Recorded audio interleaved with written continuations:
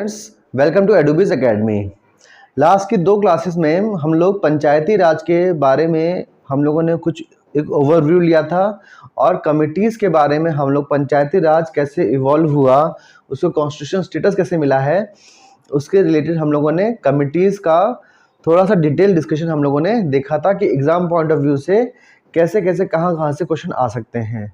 अगर आपने वो वीडियोस नहीं देखी हैं तो एडोबीज एकेडमी के प्लेलिस्ट में जाकर आप वो सारी दोनों वीडियोस जो हमारे पंचायती राज का जो आधार बना रही हैं उन दोनों वीडियोस को आप लोग एक बार देख सकते हैं।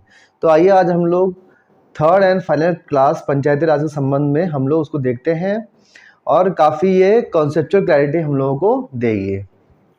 ठीक है, तो ये पंचायत के बारे में हम लोगों ने लास्ट क्लास में जो हम लोगों ने ये समझा था कि ये 73rd अमेंडमेंट एक्ट 1992 के थ्रू ये लागू हुआ था। 73rd अमेंडमेंट एक्ट में, ठीक है, एक चीज हम समझते हैं, ठीक है, पार्ट 9 ऐड हुआ है टू द कॉन्स्टिट्यूशन और इस पार्ट 9 में 243 से 243O तक आर्टिकल ऐड हुए हैं और इसी पार्ट देखिए 73rd अमेंडमेंट से क्या ऐड हुआ है, पार्ट 9, 73rd अमेंडमेंट से पार्ट 9 ऐड हुआ है, उसमें आर्टिकल 243 से 243O तक ऐड हुआ है और इसी अमेंडमेंट से कॉन्स्टिट्यूशन में शेड्यूल 11 भी ऐड हुआ है। ठीक है, और शेड्यूल में 29 सब्जेक्ट्स हैं जिसका हम अभी डिस्कशन करेंगे और ये जो सब्जेक्ट्स हैं इनका डिस्कशन कहाँ पे हुआ है, आर्टिकल 243G में। तो ये क्वेश्चन आ जाता है कि पंचायत से रिलेटेड कौन सा आर्टिकल है, तो 243 याद रखिएगा आप लोग। ठीक है, कौन सा पार्ट ऐड हुआ है 73rd अमेंडमेंट एक्ट 1992 से कॉन्स्टिट्यूशन में, पार्ट 9 ऐड हुआ है जिसके अंदर आर्टिकल 243 से 243O तक है। शेड्यूल 11 ऐड हुआ है, उस शेड्यूल 11 में 29 सब्जेक्ट्स हैं जिसका डिस्कशन कहाँ पर है, 243G में, उसके बारे में उनका डिस्कशन है। तो ये सारी चीज़ें हम लोगों को ध्यान में रखनी चाहिए। नेक्स्ट देखते हैं हम लोग। ठीक है, जो 29 सब्जेक्ट्स जिनका जो शेड्यूल 11 में लिखे हैं वो उसको हम लोग क्विकली उसका ओवरव्यू देख लेते हैं। कौन कौन से 29 सब्जेक्ट्स हैं। 11th शेड्यूल में 11th schedule of Indian constitution contains the following functional items placed with in the purview of panchayat. ये 29 सब्जेक्ट्स पंचायत के अंडर रखे गए हैं कि इनके संदर्भ में पंचायत की क्या क्या पावर्स होंगी। ठीक है, पंचायत के अंदर कौन कौन से सब्जेक्ट्स हैं, एग्रीकल्चर है including agriculture expansion, land improvement, implementation of land reform, land consolidation and soil conservation, animal husbandry, dairy and poultry, fisheries भी इसी के अंदर आता है, minor irrigation, water management and watershed development, पानी से संबंधित fish, animal husbandry, land, agriculture, social forestry, जो सामाजिक जो जंगल बनाए जाते हैं, और फार्म फॉरेस्ट्री, इन सब का ये संबंध किससे है, पंचायती राज के अंडर ये सारी चीजें आती हैं। नेक्स्ट क्या है, स्मॉल स्केल इंडस्ट्रीज। ठीक है, देन माइनर फॉरेस्ट आते हैं। माइनर फॉरेस्ट प्रोड्यूस मतलब क्या होता है कि फॉरेस्ट से कुछ चीज़ें जो जैसे फल हो गए, फ्रूट हो गए, टहनियाँ, पत्तियाँ, ठीक है, ये सब प्रोड्यूस होता है, वो किसके अंदर आ रहा है, पंचायत के अंदर आ रहा है। सेफ ड्रिंकिंग वाटर आ रहा है। Khadi and village and cottage industry, khadi, village and cottage industry, ये चीज़ें ध्यान रखनी है।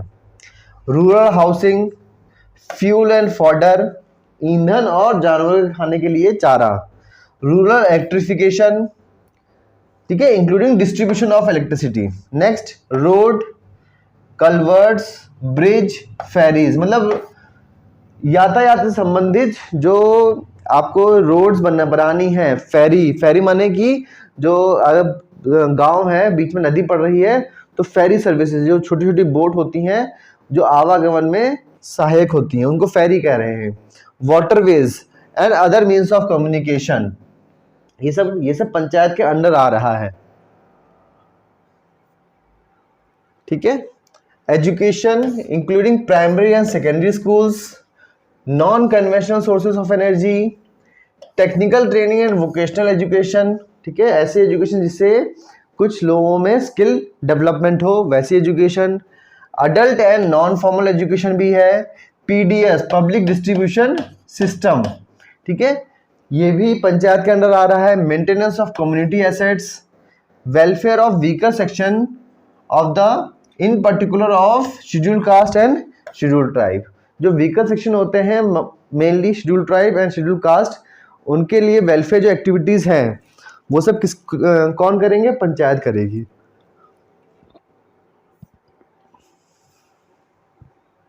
और देखते हैं social welfare including welfare of handicapped and mentally retard, family welfare, women and child development, महिलाएं और बाल विकास के जो कार्यक्रम हैं, मार्केट्स एंड फेयर्स का जो गांव के आसपास जो मार्केट्स लगते हैं, लोकल मार्केट्स, उनके संबंध में जो भी काम करने का अधिकार पंचायत को दिया गया है।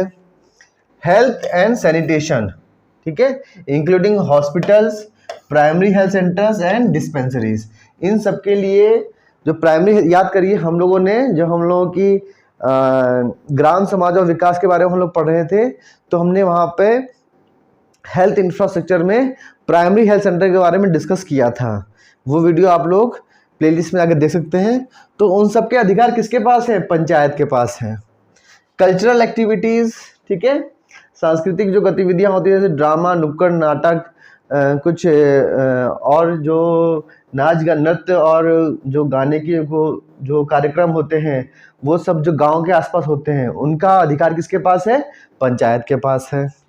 लाइब्रेरीज का गठन करने का अधिकार पंचायत के पास है। पॉवर्टी एलिवेशन प्रोग्राम, ठीक है, गांव से गरीबी उन्मूलन कार्यक्रम, इन सब के अधिकार किसके पास है? पंचायत के पास है, काम करने का अधिकार।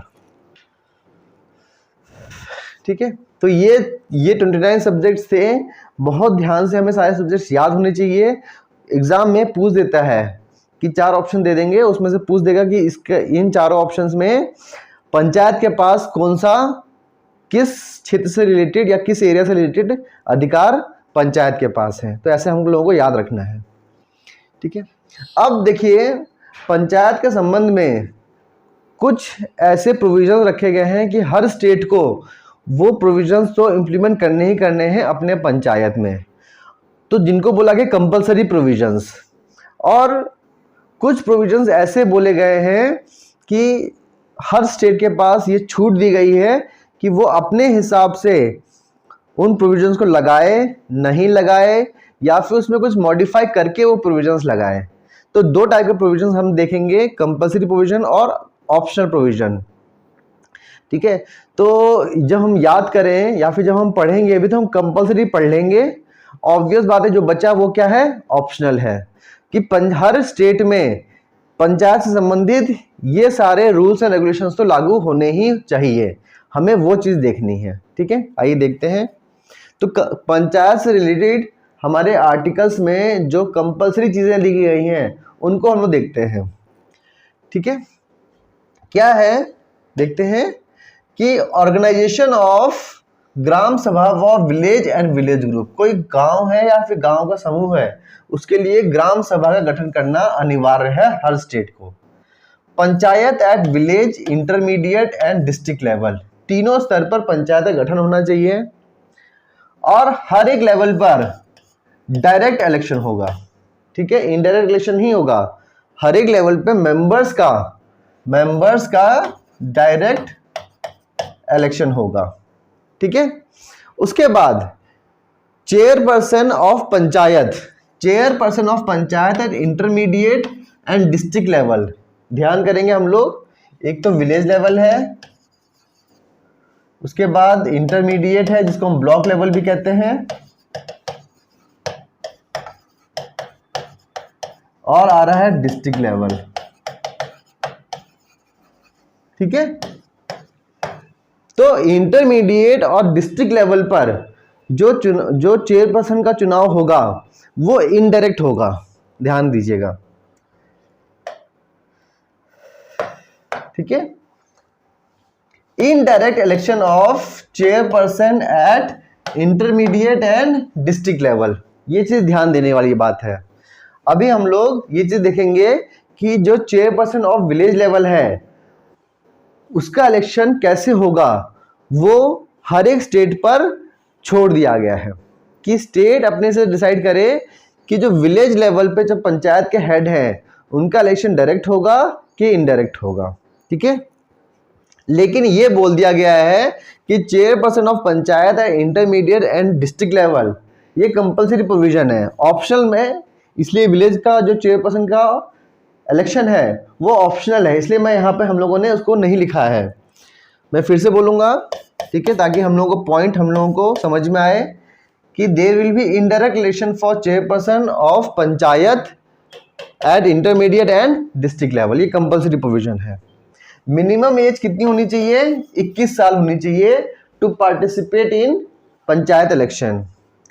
एससी, शेड्यूल कास्ट और शेड्यूल ट्राइब के लिए, अनुसूचित जाति और अनुसूचित जनजाति के लिए रिजर्वेशन होगा। 1/3 सीट किसके लिए रिजर्व होंगी? महिलाओं के लिए रिजर्व होंगी। और पंचायत का 5 साल का कार्यकाल होगा, ये चीज पे ध्यान देना है। हर पंचायत का कार्यकाल कितना होगा? 5 साल का होगा। ठीक है, अच्छा मान लीजिए कि पंचायत बनी और बनने के बाद वो डिसॉल्व हो गई, खत्म हो गई। जैसे समझ लीजिए ये 5 ईयर का टेन्योर है, ठीक है, हर पंचायत 5 साल तक के लिए बननी है। और बनने के बाद ये मान लीजिए 3 इयर्स में पंचायत डिसॉल्व हो गई।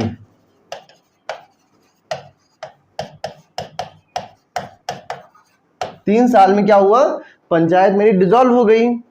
तो जब नेक्स्ट पंचायत बनेगी वो अगले 5 साल के लिए नहीं बनेगी। ठीक है, नेक्स्ट पंचायत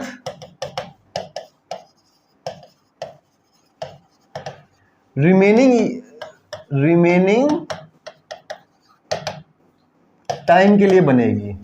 मतलब जो नेक्स्ट पंचायत कितने टाइम के लिए बनेगी? रिमेनिंग टाइम मतलब 2 इयर्स। नेक्स्ट पंचायत का कार्यकाल क्या रहेगा? सिर्फ 2 साल तक के लिए रहेगा। 2 साल बाद दोबारा इलेक्शन होंगे। ये चीज पे बहुत ध्यान देना है कि हर पंचायत का टेन्योर कितना है? 5 साल का है।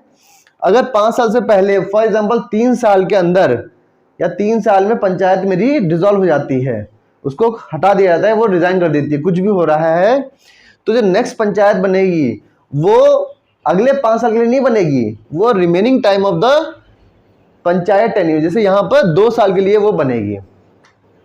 अब मान लीजिए ऐसा हो कि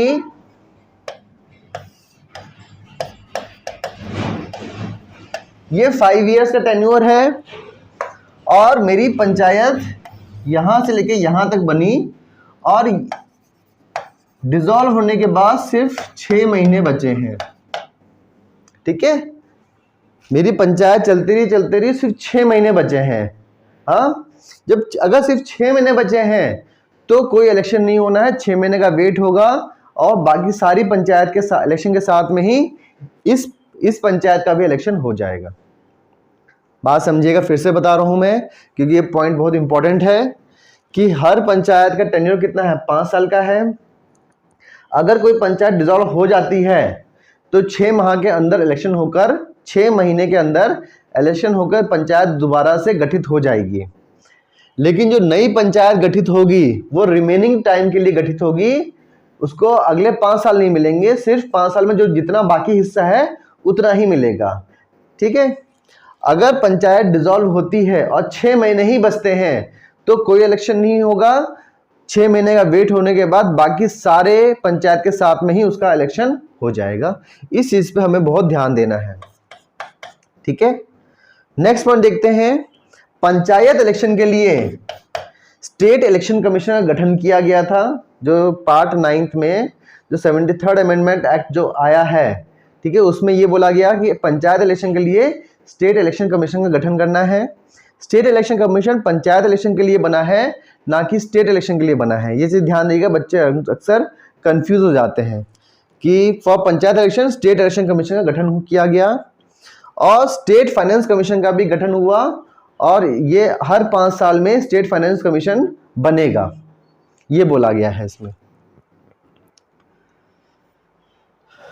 फिर हम देखते हैं कि every member at all levels are elected directly. तीनों स्तर पर, विलेज लेवल, ब्लॉक लेवल और डिस्ट्रिक्ट लेवल पर जितने भी इलेक्शंस होंगे, जितने भी मेंबर्स हैं, उनका इलेक्शन कैसा होगा? डायरेक्टली होगा, सीधे होगा। Election of chairperson at village level determined by the state legislature. ये हमने अभी डिस्कस किया था कि पंचायत एट विलेज लेवल, उसका जो चेयरपर्सन होंगे उनका इलेक्शन कैसे होगा? वो स्टेट लेजिस्लेचर डिसाइड करेगा। Election of chairperson eight intermediate and district level, intermediate और डिस्ट्रिक्ट लेवल पे जो इलेक्शन होंगे चेयरपर्सन के, वो कैसे होंगे? इनडायरेक्टली होंगे। ये तीनों पॉइंट बहुत ध्यान से रखने हैं, बहुत बार बच्चों में कंफ्यूजन पाया जाता है। ठीक है, उसके बाद क्या होगा? अगर कोई पंचायत किसी भी लेवल पर इलेक्ट हो गया कोई मेंबर, अब उसका डिस्क्वालिफिकेशन कैसे होगा? उसको अगर समझ लीजिए उसने अपनी कोई क्राइटेरिया पूरी नहीं की है, तो उसको, या फिर उसने गलत काम कर दिए, उसको डिस्क्वालीफाई करना है, तो उसको डिस्क्वालीफाई या निलंबित करने का जो प्रक्रिया है वो कौन करेगा? State legislature. यहाँ पे स्पेलिंग LEGISLATURE। ठीक है, स्टेट लेजिस्लेचर का काम के पास ये अधिकार है कि वो रूल्स एंड रेगुलेशन बनाए, उसके संबंधित, उस स्टेट के संबंधित जो पंचायत के मेंबर्स हैं उनको कैसे डिस्क्वालीफाई करना है। ठीक है, ये हमने एक बार डिस्कस किया हुआ था। मिनिमम एज कितनी होनी चाहिए? 21 साल, 25 साल नहीं, ये चीज ध्यान रखिएगा। मिनिमम एज पंचायत इलेक्शन में कितनी होनी चाहिए? 21 साल होनी चाहिए। ठीक है, उसके बाद अभी हमने देखा था कि हर पंचायत इलेक्शन के लिए स्टेट इलेक्शन कमीशन का गठन करना है। जो स्टेट इलेक्शन कमिश्नर होते हैं वो अपॉइंट कौन करते हैं? Governor of the state appoint करता है। स्टेट इलेक्शन कमीशन को, कमिश्नर को अपॉइंट करते हैं गवर्नर, लेकिन गवर्नर हटा नहीं सकते हैं। उनको हटाने का तरीका क्या है? सेम एज द जज ऑफ हाई कोर्ट। जिस हिसाब से किसी भी हाई कोर्ट के जज को हटाया जाता है, उसी हिसाब से, उसी तरीके से स्टेट इलेक्शन कमिश्नर को हटाया जा सकता है। ठीक है, तो अब आपका ये काम रहेगा कि आप लोग कमेंट सेक्शन में मुझे ये लिख के बताएंगे कि जज of high court, what is the procedure to remove a जज ऑफ हाई कोर्ट। आपको अगर वो पता चल जाएगा तो सिमिलरली आप मुझे आप लोगों को पता चल जाएगा कि स्टेट इलेक्शन कमिश्नर को कैसे हटाया जा सकता है। तो जल्दी से आप कमेंट सेक्शन में मुझे बताएं कि what is the procedure to remove a जज ऑफ हाई कोर्ट। तो ये आज हम लोगों ने इस वीडियो में समझा, और लास्ट के 2 वीडियोस को अगर हम मिला के देखें तो पंचायत का हम लोगों ने ब्रॉड ओवरव्यू लिया है, ब्रॉड अंडरस्टैंडिंग ली है, कौन कौन से क्वेश्चंस आते हैं एग्जाम में, स्टूडेंट कौन कौन सी गलतियां करते हैं, हमें कहाँ पे फोकस करना चाहिए to solve the questions related to panchayat. ठीक है, अगर आपको पंचायत से रिलेटेड और कोई क्वेरी हो तो हमारे कमेंट सेक्शन में हमसे पूछिए, उसको we will be very happy to give the answers to your queries. एडुबेस एकेडमी के चैनल को आप ज़्यादा से ज़्यादा शेयर करिए, लाइक करें, इसको सब्सक्राइब कर लीजिए। अगर आपको कोई भी डाउट हो रहा है XYZ किसी भी टॉपिक से, तो प्लीज़ आप लोग उसको पूछिए और we will be very happy to help you. Thank you very much.